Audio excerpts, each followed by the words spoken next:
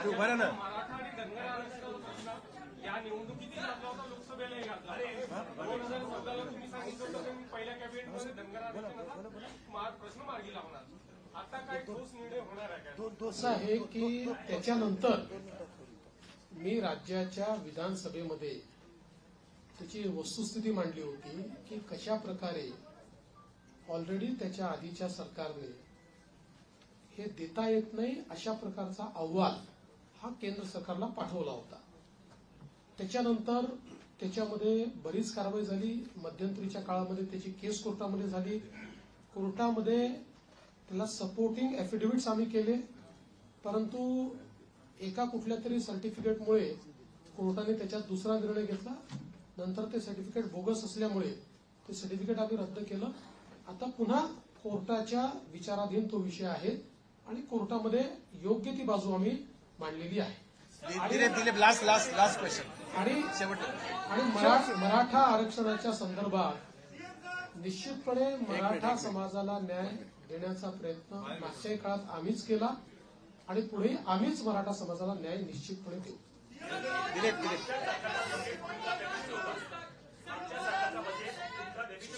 एक एक काय काय काय 2019 से लेकर 2024 तक खासकर लॉ एंड ऑर्डर को लेकर आपको हमेशा गृह मंत्रालय आपके पास था, विरोधी पक्ष आपको टारगेट करता रहा.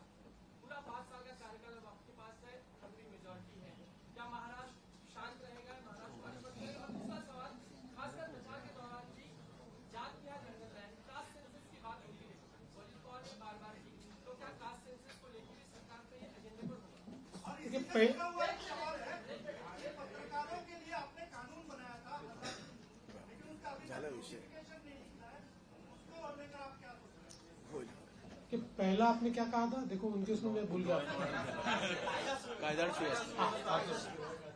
ऐसा है कि कोई भी गृह मंत्री बने तब भी उसको ये सारी चीजें सुननी पड़ती है, टीका होती है. गृह मंत्रालय ही ऐसा है कि जिसमें आपको धन्यवाद कम मिलते हैं, गाली ज्यादा मिलती है, लेकिन बावजूद उसके कन्विक्शन के साथ आपको ये मंत्रालय संभालना पड़ता है.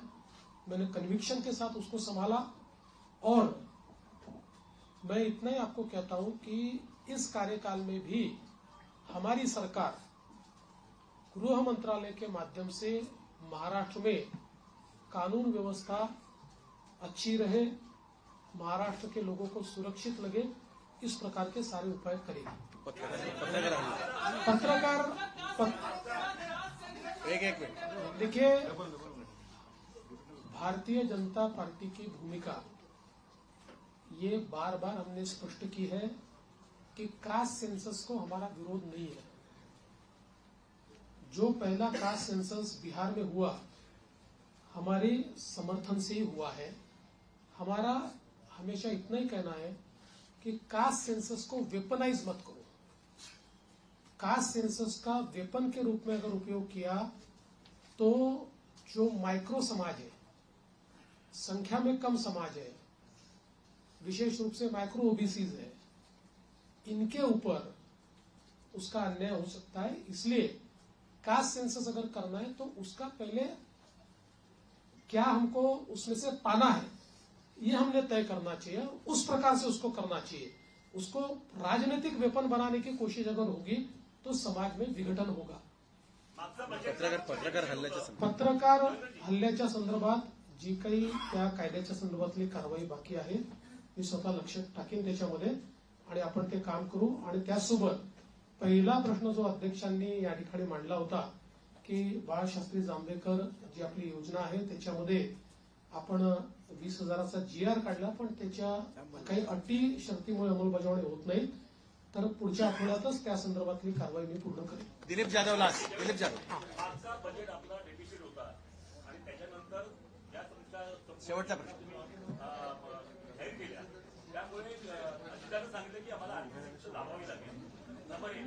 नंबर 2, कोरोनाचं पॅकेज आपण मागे काहीतरी जाहीर केलं होतं, त्याच्यामुळे काय झालं? पहिली गोष्ट अशी आहे की विकसनशील अर्थव्यवस्थेमध्ये बजेट हे डेफिसिटचंच असतं.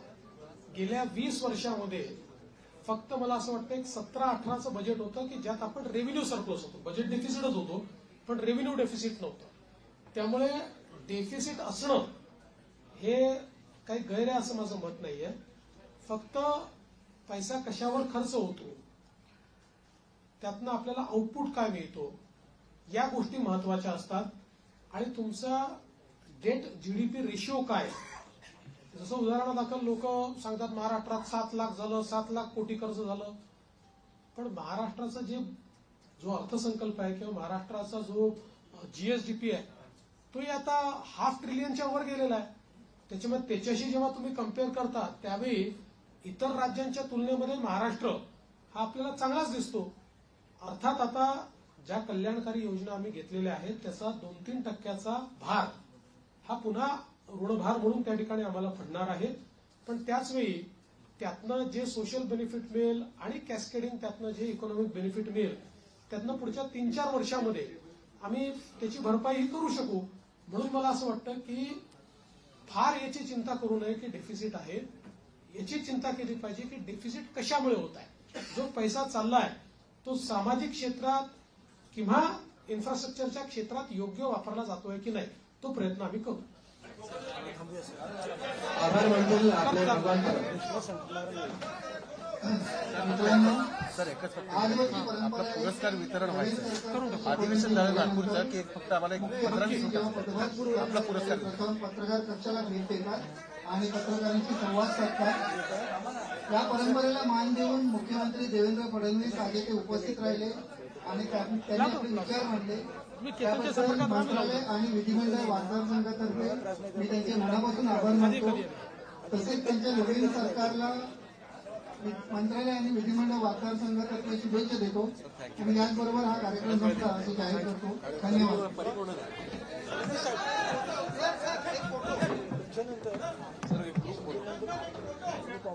भगवान चला लवकर या, लवकर या. और हमारे पत्रकारांमधला लाडू